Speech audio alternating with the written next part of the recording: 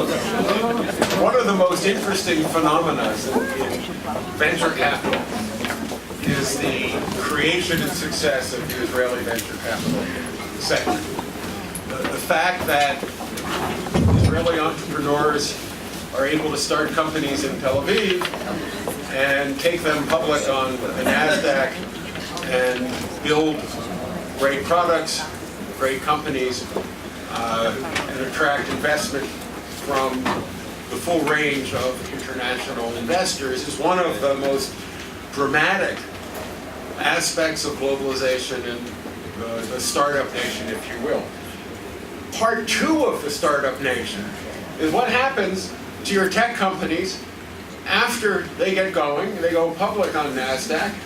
They have dispersed shareholder bases, and all of a sudden, the tech companies are exposed to the full range of activist attention that can be lavished on public companies in the United States. And that's the subject of this panel.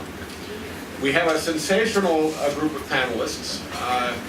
Our first speaker is going to be Steve Wolofsky from the Olshan firm. Steve is one of the leading lawyers representing hedge funds in the United States. He has a huge number of interesting clients and has been involved in a huge number of really interesting engagements. Among other clients, Steve represents Starboard. Steve's involved in the Mellanox situation. Aside from mentioning the name, we're not going to talk about Mellanox today because it is obviously very much, while on everybody's minds, it's also a very sensitive topic. It is very much in flux. Our second panelist is going to be David Berger. David Berger is one of the senior members of the Wilson Sonsini firm in the Palo Alto office. David's roster of great Silicon Valley clients is unbelievable, and I could fill up the rest of the hour just listing who his clients are, and has seen the growth of activism in the tech sector as well as addressing Israeli companies listed in the United States in particular. Our third panelist is Steve Spieth from the Evercore firm. We had hoped that Bill Anderson would be able to make it. Bill was detained by clients, and Steve fortunately was able to step in at the, Scott was able to step in at the last minute. Evercore is one of the, has what is the leading, probably the leading activist defense practice in the United States. Bill Anderson, who heads the practice, built the practice when he was at Goldman Sachs,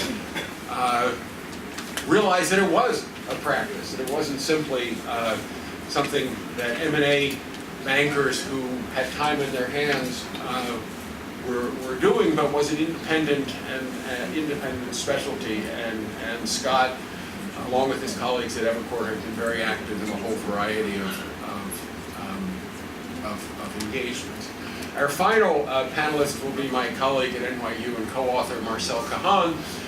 Marcel and I have been writing about hedge fund activism since 2007 and know almost nothing about hedge fund activism in Israeli companies, and so in some sense this whole conference is designed to educate me and Marcel, for which we are deeply, deeply grateful. Send you the bill.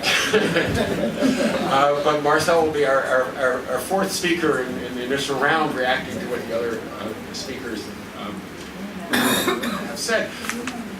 Let me first turn to Steve Wolofsky that arise here. One is the distinctive aspects of activism in tech companies as opposed to old-line public companies. And the second is the distinctive issues that arise with respect to companies like Israeli 20F filers, companies incorporated in Israel but having their sole or significant listing on the NASDAQ, and thus exposing themselves to both US law and Israeli law.